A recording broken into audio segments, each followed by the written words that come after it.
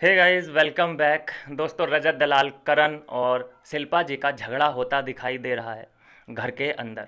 करण ने कई सवाल पूछे हैं, शिल्पा ने कई सवाल पूछे हैं कि भाई एक बात बताइए, जब कोई और था टाइम गॉड तो तुमने पूरे घर को अपने सर पे उठाया हुआ था। और तुम्हारी कई प्रकार की धमकियां आती थीं कि तेरी ये फाड़ दूंगा, तेरी वो फाड़ दूंगा, तुझे यहाँ से फाड़ दूंगा, तुझे वहाँ से फाड़ दूंगा, तेरी ले लूंगा, तेरी वो लूंगा, ये चीज़ें सामने आती थीं। अब तुम खुद टाइम गॉड हो, अब तुम इतने शांत कैसे बैठे हो? अब लड़ाई दंगे क्यों नहीं कर रहे हो? इस हफ्ते क्या तुम शांत बैठने वाले हो? तो यहाँ पे रजत दलाल का जवाब आता है कि मैं हूँ टाइम गॉड और मैं लड़ाई अब नहीं कर सकता। तो करण का फिर से जवाब कि भाई इसका मतलब कि तू जो भी लड़ाई करता आया है वो सब स्क्रिप्टेड थी, वो तुझे दिखने दाखने का एक तेरा तरीका और ज़रिया था। और फिर इसमें रिप्लाई आता है फिर से रजत का कि देख, फाड़ने फूड़ने की बात मत कर, मैं अब भी ये कह रहा हूँ कि तुझे मैं फाड़ दूंगा, कि फाड़ के दिखाऊं। तो ये देख सकते हैं कि चलते हुए करण की तरफ आ चुका है। उसके बीच में फिर शिल्पा जी की एंट्री होती है और वो बोलती हैं कि रजत जी, दिस इज़ नॉट फेयर, ये जो आप कर रहे हैं बिल्कुल गलत कर रहे हैं यहाँ पर।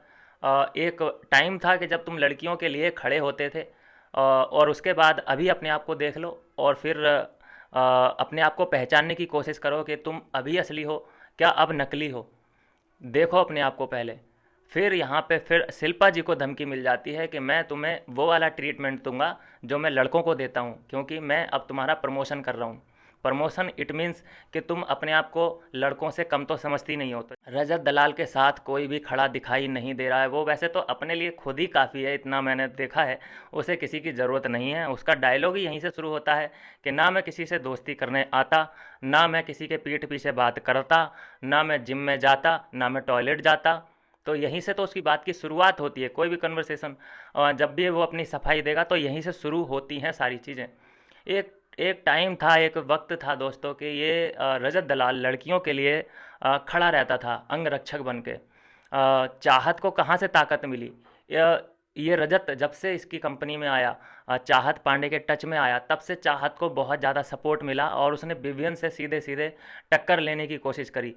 पहले आप देखिए, जब ये दोनों साथ में नहीं थे तो चाहत की एक इमेज थी बेचारियों वाली, कि बेचारी के ऊपर बड़ा जुल्म हो रहा है, सभी घर वाले बड़ा जुल्म कर रहे हैं इसके ऊपर। और जैसे ही चाहत को सपोर्ट मिला है रजत का, इसने अपना विकराल रूप सबको दिखाया है, इरिटेटिंग वाला। नहीं तो एक टाइम वो था कि इसके अंदर खाने के वांदे हो गए थे। लोग इसकी प्लेट से खाना छीन के हटा देते थे। चुम इससे भिड़ने के लिए उस वक्त तैयार थी। चुम और ये सभी कंटेस्टेंट जो हैं घर के इतना सता रहे थे इसको। वो टाइम भी था कि इससे कोई बात करने के लिए तैयार नहीं था। ये किसी की कन्वर्सेशन में अगर बीच में खड़ी हो जाती थी तो सब लोग अपनी बात बंद कर देते थे कि भाई इसको पहले जाने दो, उसके बाद हम बात करेंगे। इंक्लूडिंग रजत भी ऐसा कई बार शुरू में कर चुका था। लेकिन फिर इसका काया पलटती है, फिर ये चाहत के साथ खड़ा होता है, फिर एक टाइम पे शिल्पा के साथ खड़ा होता है, फिर सारा के साथ खड़ा होता है, फिर ईसा के साथ खड़ा होता है। लेकिन जितनों के साथ भी ये खड़ा है, खड़ा हुआ, इसने जो काटा है सबका, मुझे नहीं लगता कि कोई भूल पाएगा इन बातों को। खुद चाहत अभी अभी रिसेंट जो इंसिडेंट हुआ है वो चाहत के साथ हुआ है। जब कशिश और रजत का पंगा हुआ है तो चाहत आती है उसकी वकील बन के, और उसको भी रास्ते से हटा दिया जाता है कि ये इमोशनल ड्रामा मेरे साथ नहीं चलेगा। अभी बचा है कौन? सिर्फ सारा बची है जो रजत के प्रकोप से थोड़ी सी दूर है। जैसे ही वो और ज़्यादा कुछ गटर गटर गटर गटर करने लगेगी या आड़े आएगी तो सारा भी काम से जाएगी, इतना हमें दिखाई दे रहा है। अच्छा, जो शिल्पा और रजत के बीच लड़ाई का मुद्दा बन चुका है कि तुम्हारा करियर, तुमने अपने करियर में क्या किया, 50 सालों से क्या पाड़ लिया, मैंने क्या पाड़ लिया, यहाँ तक बात आ चुकी है। मतलब एक यूट्यूबर और एक एक्टर, एक बॉलीवुड और एक ये यूट्यूबरों का जो क्लैश है, ये अब बनता हुआ दिखाई दे रहा है। बहुत बड़ी बड़ी बातें रजत दलाल ने शिल्पा से कह दी हैं। ये कोई छोटी बात नहीं है कि तुमने 50 साल में क्या पाड़ लिया। इतने में तो रो गई होगी, वो क्लिप तो नहीं दिखाई है, लेकिन रोई ज़रूर होगी कि हाय मेरे करियर के बारे में क्या बोल दिया। अकेले में जाके रोएगी और करण का कंधा होगा। करण भी क्या ही कर सकता है, नहीं कर सकता कुछ भी भाई। उसका कोई कुछ नहीं कर सकता। अविनाश कुछ कर सकता था, लेकिन अविनाश को उसने टारगेट करना बंद कर दिया। आपने देखा होगा कि लास्ट बार जो रजत की लड़ाई हुई थी अविनाश से, उसके बाद कोई भी झड़प, कोई भी आर्ग्यूमेंट तक होती नज़र नहीं आई है। तो इन दोनों का गेम प्लान चेंज कैसे हुआ, रजत का चेंज कैसे हुआ, नज़रिया बदल गया, क्या हुआ, हम में से आई थिंक कोई नहीं जानता। लेकिन अचानक पासा पलटने का रीज़न किसी को भी पता नहीं चला है। तो अभी जो ताज़ा ताज़ा घर के हालात बने हुए हैं वो रजत वर्सेस करण और शिल्पा, ये तीनों में अभी क्लैशेस बहुत हाई फाई आर्ग्यूमेंट चल रहे हैं। अब अगर उधर करण और शिल्पा है तो चुम भी उधर ही होगी, नो डाउट, उसमें कोई शक वाली बात ही नहीं है। और हमेशा की तरह जो श्रुतिका है, श्रुतिका सु श्रुतिका आई थिंक, हाँ श्रुतिका है, वो हमेशा की तरह डबल ढोल की रहेगी। उसका ना इधर स्टैंड होता है ना उधर स्टैंड होता है, और इसीलिए वो बिना स्टैंड के इधर उधर घूम रही है। जिस दिन फंस गई वो चंगुल में, बहुत बुरी तरीके से फंस जाएगी।